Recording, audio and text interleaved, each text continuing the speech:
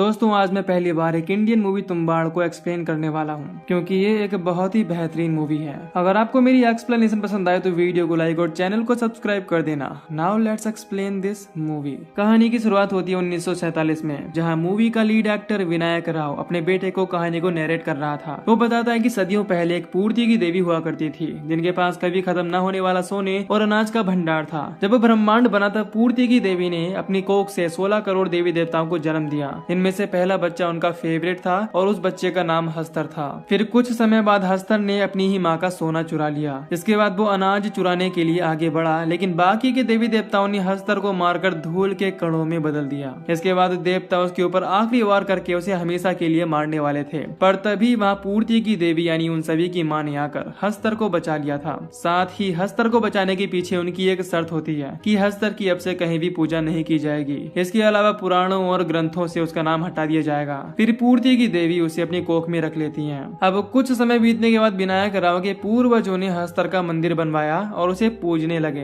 इस कारण उनसे सभी देवी देवता नाराज हो गए और अपना गुस्सा जाहिर करने के लिए तुम्बाड़ पर बारिश करके जताना शुरू कर दिया। अब कहानी आगे बढ़ने से पहले हमें एक टैग लाइन दिखाई जाती है जिसमें लिखा हुआ था कि हस्तर का वरदान ही हमारे लिए श्राप है, जिसका मतलब हमें मूवी की आखिर में पता चलेगा। अब कहानी शुरू होती है 1930 में, जो कि मूवी का पहला चैप्टर है। यहाँ हम तुम्बाड़ में ज्योति नाम की एक लेडी को देखते हैं जो कि सरकार के बाड़े में जा रही होती है। असल में ये बाड़ा सरकार नाम के पंडित का था, जो कि उस बाड़े का आखिरी बचा हुआ पंडित था। ज्योति सरकार के पास से सोने की मुद्रा लेने के बदले सरकार को सेक्सुअल प्लेजर देती है, जहाँ सरकार ज्योति से कहता है कि सोने की मुद्रा आसानी से नहीं मिलती बल्कि इसे कमाना पड़ता है। इसके बाद हम ज्योति के बच्चों को देखते हैं जिनमें बड़े बेटे का नाम विनायक राव है, जो इस मूवी का लीड एक्टर भी है। वहीं छोटे बेटे का नाम सदाशिव राव होता है। वो दोनों अपने घर के बाहर अपनी माँ का इंतजार कर रहे होते हैं क्योंकि ज्योति सरकार के यहाँ से आने में लेट हो गई थी। अब दोनों आपस में बात करते हैं कि दादी को इस बार खाना कौन देगा। असल में उनके घर में एक बूढ़ी औरत है जिसे सभी दादी कहकर बुलाते हैं, लेकिन ये दादी उनकी नहीं है बल्कि उस सरकार की ग्रेट ग्रैंड मदर थी। अब दोनों घर के अंदर जाकर दादी के लिए खाना बनाते हैं, जहाँ विनायक अपने छोटे भाई से दादी को खाना देने का कहता है। तभी उनकी माँ वहाँ आ जाती है और सदाशिव को दादी के पास जाने से रोक लेती है, जिसके बाद वो खुद ही खाना लेकर दादी के पास जाती है और हमें पता चलता है कि दादी की उम्र 200 साल से भी ज्यादा है। देखने में उनका शरीर पूरी तरह से सड़ चुका था पर अभी भी वो जिंदा थी। इन लोगों ने दादी को एक चैन से बांधकर अलग कमरे में रखा हुआ था। अब रात में विनायक अपनी माँ से सोने की मुद्रा का पूछता है, जिस पर वो उसे मना कर देती है कि उसे आज भी मुद्रा नहीं मिली है। ये सुन विनायक कहता है कि अगर सरकार हमें मुद्रा नहीं देगा तो हम उसकी दादी का ध्यान नहीं रखेंगे। इस पर उसकी माँ से कहती है कि मुद्रा कोई मजाक नहीं है, उसे कमाना पड़ता है। तभी ज्योति को दादी के जागने की आवाज सुनाई देती है, इसीलिए वो डर कर दादी के पास जाती है, जहाँ दादी बार बार अपने आप को यहाँ से फ्री करने का कह रही होती है। इसीलिए ज्योति दादी के पास जाकर उससे कहती है कि सो जा वरना हस्तर आ जाएगा। तभी हम शॉकिंग सीन देखते हैं कि दादी ज्योति के ऐसा बोलने के बाद सच में सो गई है।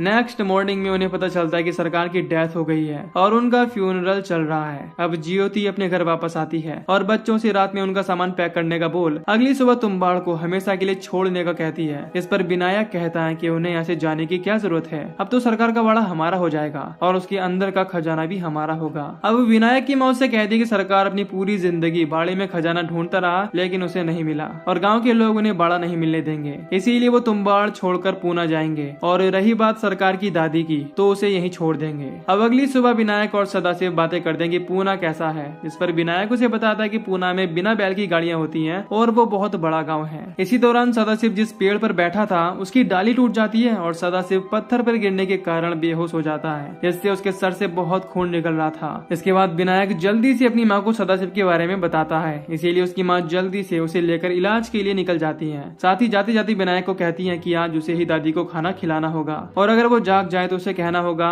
दादी सो जा वरना हस्तर आ जाएगा। विनायक को ये लाइन कुछ ठीक से समझ नहीं आती कि आखिर हस्तर कौन है। अब यहाँ विनायक को घर में अकेले डर लग रहा होता है, इसीलिए वो जल्दी से खाना बनाने के लिए घर के डब्बे चेक करता है। तभी आटे का डब्बा उसके सर पर गिर जाता है। ठीक उसी समय विनायक को दादी के रोने की आवाज आती है। वो डरते हुए दादी के पास जाता है जो बार बार खाना मांग रही थी। विनायक डर कर वहाँ से जाने लगता है। तभी दादी उसके सामने खजाने का नाम लेती है, जिसे सुन विनायक के मन में लालच आ जाता है और वो दादी के पास चला जाता है और उस खजाने के बारे में पूछने लगता है। इस पर दादी उसे खाना खिलाने के बाद खजाने के बारे में बताने का कहती है। अब विनायक जल्दी से कुछ खाना बनाने के लिए बाहर आ जाता है और दादी को सुलाने के लिए माँ का कहा हुआ सेंटेंस याद करने लगता है। तभी उसके पीछे दादी आ जाती है जो विनायक के पैर में चैन बांध देती है। इसके बाद दादी उसे खाने के लिए अपने रूम में खींचते हुए ले जाती है। विनायक बहुत कोशिश करता है लेकिन अभी तक उसे वो सेंटेंस याद नहीं आ रहा होता जो उसे उसकी माँ ने बताया था। अब जैसे ही दादी विनायक की गर्दन उड़ाने वाली होती है उसे वो सेंटेंस याद आ जाता है। वो दादी को हस्तर का नाम लेकर सोने का कहता है और दादी वहीं सो जाती है। तभी विनायक की माँ वापस घर आती है क्योंकि सदाशिव की जाते वक्त रास्ते में ही डेथ हो गई थी। अब ज्योति और उसका एक बेटा विनायक ही बचे हुए थे। वो दोनों अगली सुबह ही पूना के लिए निकल जाते हैं, जहाँ रास्ते में विनायक वापस जाने की जिद करता है कि वो दादी से कैसे भी करके खजाने का पता लगा लेंगे।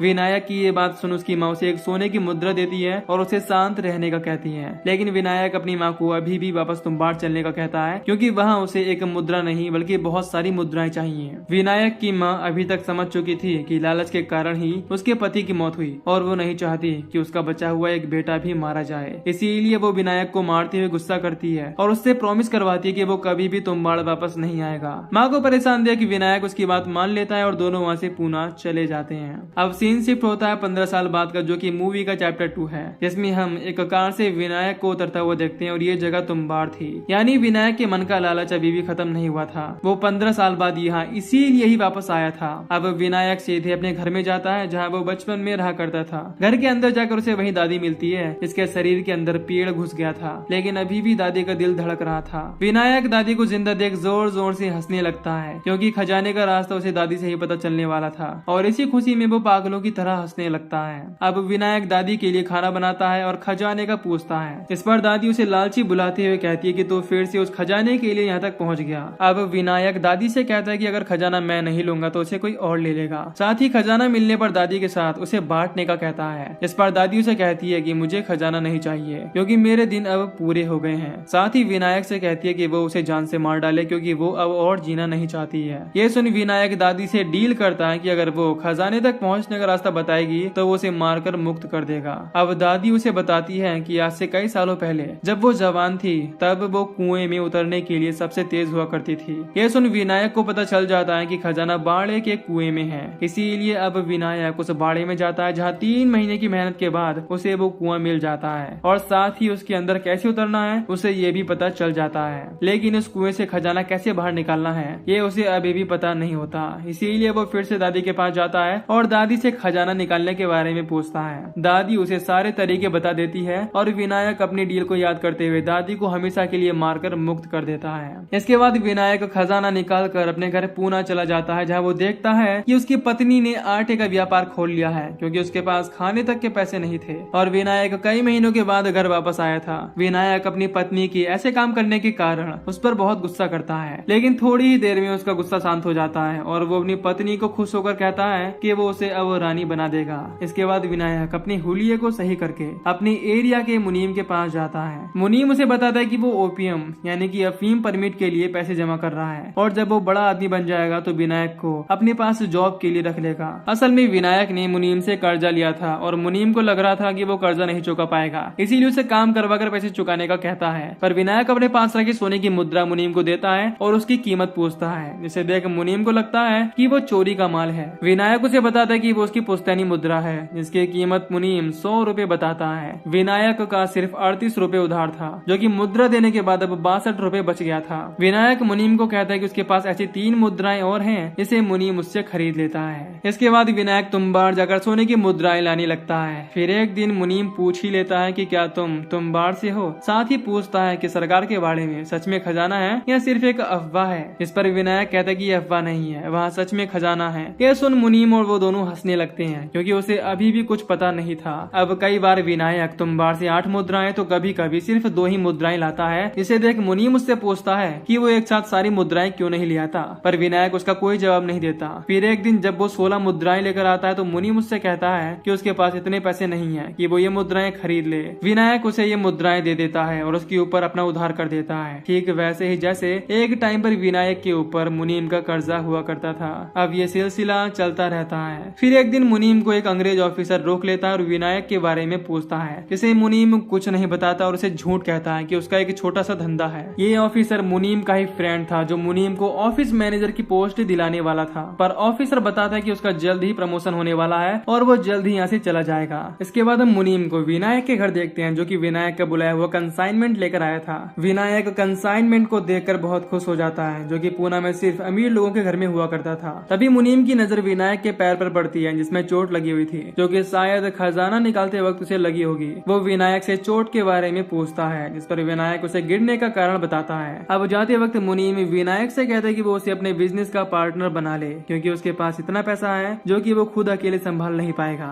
इसके लिए उसे एक मैनेजर की जरूरत तो पड़ेगी ही। विनायक उसे इस बात का जवाब देते हुए कहता है कि तुम अपना काम करो, मैं अपना काम संभाल लूंगा। अब ऐसे करते करते विनायक बहुत अमीर हो जाता है और अब अपने लिए एक बाइक ले लेता है। इसी दौरान विनायक एक लड़के का फादर भी बन जाता है और अमीर होने के साथ साथ उसकी अय्यासियां भी बढ़ने लगती हैं। वहीं वो ऑफिसर मुनीम से जॉब दिलाने के लिए 2000 रुपए मांगता है और ये मुनीम के लिए लास्ट चांस था, क्योंकि उस ऑफिसर का 2-3 दिन बाद ट्रांसफर होने वाला था। इसके बाद हम मुनीम को विनायक के घर पर एक लेडी को लाते हुए देखते हैं। इसे मुनीम विनायक से 800 रुपए में सौदा करके बेच देता है। जब विनायक की पत्नी उस लेडी के बारे में पूछती है तो उसे मेड बताता है, यानी कि नौकरानी, और घर के ऊपर बने एक रूम में उसे जगह दे देते हैं। अब रात हो जाने पर वो लड़की विनायक से 50 रुपए की डिमांड करके उसे खास इन्फॉर्मेशन देने का कहती है। इसीलिए विनायक उसे 50 रुपए दे देता है और उसके पास चला जाता है, जहाँ वो लेडी बताती है कि मुनीम ने उसे एक गाँव से 50 रुपए में खरीदा था। इसके बाद उसने मुझे यहाँ तुमको 800 रुपए में बेच दिया। अब वो लेडी पैसों के लालच में आकर पूरी बात सच सच बता देती है कि मुनीम तुम्हें 2 दिन तक यहीं घर में बिजी रखना चाहता है, इसीलिए मुझे तुम्हें बेचा है ताकि मैं तुम्हें बिजी रख सकूं, और खुद वो तुम्बाड़ जाकर खजाना लूटना चाहता है। इसके बाद हम मुनीम को तुम्बाड़ में देखते हैं, जहाँ वो खजाना ढूंढने लगता है, लेकिन वहाँ विनायक पहले से ही पहुंच जाता है और छुपकर मुनीम के ऊपर नजर रखता है। अब विनायक उस कुएं में उतरने लगता है, जिसे उतरते हुए मुनीम देख लेता है, जो कि विनायक की ही चाल थी और उसे पता था कि मुनीम उसे देख रहा है। थोड़ी ही देर बाद विनायक उस कुएं से सोने की मुद्रा बाहर लाता है और ये सब देख मुनीम समझ जाता है कि खजाना कुएं में है। इसीलिए विनायक के जाने के बाद वो उस कुएं में उतर जाता है, जहाँ उसे एक बड़ा बॉक्स दिखाई देता है, जिसे खोलने पर उसे एक रास्ता दिखाई देता है जो कि नीचे की ओर जा रहा था। मुनीम रस्सी की मदद से नीचे उतर जाता है। ये पूर्ति की देवी यानी हस्तर की माँ की कोख थी, जो रेड कलर की दिखाई दे रही होती है। यहाँ मुनीम को महसूस होता है कि वो जगह सांस ले रही है, साथ ही उसके ऊपर एक चिपचिपा लिक्विड भी गिरता है। इसके बाद मुनीम वहाँ रखे एक बॉक्स को देखता है, जिससे वो खोलने लगता है। इसके अंदर उसे आटे का बना हुआ पुतला दिखाई देता है। वो जैसे उसे अपने हाथ में पकड़ता है तो आटे की खुशबू से वहाँ हस्तर आ जाता है, जो मुनीम के ऊपर अटैक कर देता है। इसके बाद अब विनायक वहाँ वापस आता है और मुनीम को तड़पती हुई हालत में देखता है। असल में हस्तर के काटने के कारण मुनीम श्रापित हो गया था, इस कारण उसका हाल विनायक की दादी की तरह हो गया था। उसे ऐसा देख विनायक को अच्छा नहीं लगता, क्योंकि उसने कई बार विनायक की हेल्प की थी। इसीलिए वो मुनीम को हस्तर के नाम से डराकर सुला देता है और खुद खजाने के लिए प्रिपेयरिंग करने लगता है। अब सबसे पहले वो एक आटे का घेरा बनाता है, फिर आटे से बने पुतले को निकालकर हस्तर को बुलाता है, लेकिन हस्तर विनायक के पास नहीं आ सकता था, क्योंकि उसने अपने आप को आटे के घेरे में बंद कर लिया था।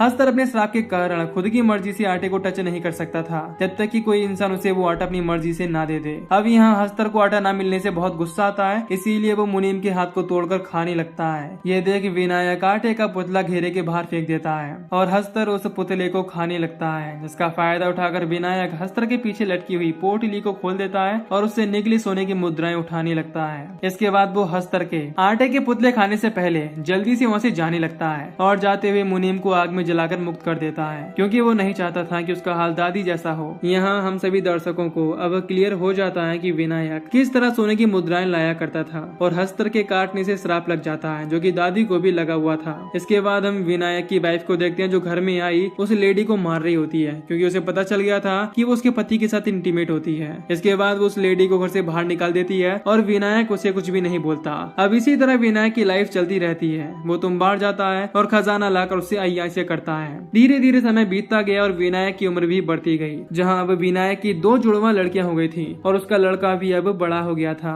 हम विनायक के लड़के को घर में ही कुएं से खजाना लाने की प्रैक्टिस करते हुए देखते हैं, जो कि उसने प्रैक्टिस करने के लिए अपने घर में बनाया हुआ था। वो डेली रस्सी से उतरने के बाद हस्तर से मुद्रा चुरा कर वापस रस्सी पर चढ़ता है, जिससे कि वो अपने पापा के साथ एक दिन वहां जाए और बिना किसी गलती के खजाना चुरा कर रस्सी से जल्दी ऊपर चढ़ जाए। अब यहाँ विनायक के घर में हम उस लेडी को देखते हैं, जो कि अब महारानियों की तरह रह रही थी। वो उससे पूछती है कि उसका लड़का खजाना लाने के लिए कब तक तैयार होगा। इस पर विनायक उसे कोई जवाब नहीं देता, क्योंकि वो बहुत लालची लेडी है, इसीलिए विनायक उसे हर बात नहीं बताता। इसके बाद हम विनायक को एक कॉल पिकअप करते हुए देखते हैं, जिसमें वो सामने वाले से अगले हफ्ते मुद्रा देने का कहता है। फिर अपनी पत्नी को बताता है कि वो कल तुम्बाड़ निकलने वाला है, साथ ही उसके लड़के पांडुरंग को तैयार करने का कहता है। जब पांडुरंग को अपनी माँ से पता चलता है कि उसे अगले दिन पापा के साथ तुम्बाड़ जाना है, तो वो बहुत खुश हो जाता है, क्योंकि कई दिनों से वो इस दिन दिन के लिए प्रैक्टिस कर रहा था। अब अगली सुबह विनायक की पत्नी आटे से भरा डब्बा विनायक को दे देती है। इसके बाद विनायक और पांडुरंग तुम्बाड़ के लिए निकल जाते हैं। इसके बाद वो अब तुम्बाड़ पहुंच जाते हैं, जहाँ विनायक अपने बेटे को आटे की गुड़िया बनाना सिखाता है। उस गुड़िया में पत्थर डलवाता है जिससे कि हस्तर को वो गुड़िया खाने में टाइम लगे और वो उस टाइम का फायदा उठाकर उसका बहुत सारा सोना उठा सके। अब दोनों पूर्ति की देवी की कोख में उतर जाते हैं, जहाँ पांडुरंग एक आटे की गुड़िया अपने कपड़े में छुपा कर ले आया था। जब आटे का घेरा बनाकर विनायक उससे आटे की गुड़िया वाली थैली निकालने का कहता है तो वो अपने साथ लाई हुई गुड़िया को बाहर निकाल कर देने लगता है। तभी वहाँ हस्तर आ जाता है और पांडुरंग घेरे के बाहर गिर जाता है। विनायक कैसे भी करके अपने बेटे को घेरे के अंदर लाता है और रस्सी पर चढ़कर वापस ऊपर जाने लगता है, लेकिन पांडुरंग के मन में लालच था, इसीलिए वो हस्तर की पोटली खोलकर सोने की मुद्रा उठाने लगता है। फिर जैसे ही वो रस्सी पर चढ़ता है तो हस्तर उसका पीछा करने लगता है, जहाँ से दोनों बड़ी मुश्किल से बाहर आते हैं। बाहर आने के बाद विनायक अपने बेटे को मारने लगता है, क्योंकि विनायक ने उसे गुड़िया साथ रखने से मना किया था, लेकिन वो फिर भी अपने साथ गुड़िया ले गया था, जबकि इस बार वो पांडुरंग को सिर्फ ट्रायल के लिए लाया था। अब घर आने के बाद पांडुरंग की माँ से पूछती है कि वहाँ उसने क्या देखा। पांडुरंग अपनी माँ को बताने से मना कर देता है, क्योंकि ये उसकी और पापा के बीच की बात थी। इसके बाद हम विनायक को एक राजा से बात करते हुए देखते हैं। इससे उसे पता चलता है कि तुम्बाड़ अब इंडियन गवर्नमेंट की प्रॉपर्टी हो गई है। असल में ये वक्त 1947 का था, जब इंडिया आजाद देश बन गया था। विनायक ये बात सुनकर बहुत शौक हो जाता है, क्योंकि इसके बाद से वो अब खजाना नहीं चुरा पाएगा। वहीं हम पांडुरंग को उसके घर में रह रही उस लेडी के पास जाते देखते हैं। वो उसे कहता है कि जिस तरह मेरे बाबा तेरे पास आते हैं वैसे ही वो भी बड़ा होकर उसके पास आया करेगा। साथ ही वो अपने पास रखी सोने की मुद्रा भी उसे दे देता है। फिर रात में वो अपने पापा से बात करता है, जहाँ वो बताते हैं कि अब से वो तुम्बाड़ से सोना नहीं ला पाएंगे, क्योंकि सरकार वहाँ ताला लगा देगी। पांडुरंग ये सुनकर बहुत दुखी हो जाता है, इसीलिए विनायक उसे अपनी सीक्रेट तिजोरी दिखाता है, जिसमें बहुत सारा सोना और पैसे रखे हुए थे। इसे देख पांडुरंग शौक होकर खुश हो जाता है। अब रात को जब विनायक उस लेडी के पास जाता है तो वो उसे सोने की मुद्रा दिखाते हुए कहती है कि ये उसे पांडुरंग ने दी है। ये सुनकर विनायक को बहुत गुस्सा आता है और वो पांडुरंग के पास जाकर उसे बुरी तरह मारने लगता है, क्योंकि वो नहीं चाहता कि उसका बच्चा भी उसी की तरह बने। पर पांडुरंग अपने पापा से भी ज्यादा होशियार था। वो पिटते हुए भी अपना लालची दिमाग चलाता है और अपने पापा को बताता है कि उन्हें हस्तर के लिए एक गुड़िया की जगह बहुत सारी गुड़िया ले जानी चाहिए। इससे वो खाने में बिजी रहेगा और दोनों को सोना उठाने का टाइम मिल जाएगा। ऐसा करने पर उनके पास एक ही बार में बहुत सारा सोना आ जाएगा। उसका ये आइडिया सुनकर विनायक बहुत खुश हो जाता है। अब क्योंकि पांडुरंग की जवानी बाहर आ रही थी और वो लेडी के साथ बदतमीजी करने वाली हरकतें करने लगा था, इसीलिए विनायक अपने बेटे को भी अय्यासियां करवाता है। फिर एक दिन वो दोनों आखिरी बार तुम्बाड़ जाते हैं और बहुत सारी आटे की गुड़िया बनाकर उस जगह पर चले जाते हैं। अब जैसे जैसे वो आटे की गुड़िया बाहर निकालते हैं वैसे वैसे बहुत सारे हस्तर वहाँ आने लगते हैं, यानी जितनी गुड़िया वो यहाँ लाए थे उतने ही हस्तर भी वहाँ आ जाते हैं, जो उन दोनों को घेर लेते हैं। पर वो उस आटे की लकीर के कारण बचे हुए थे।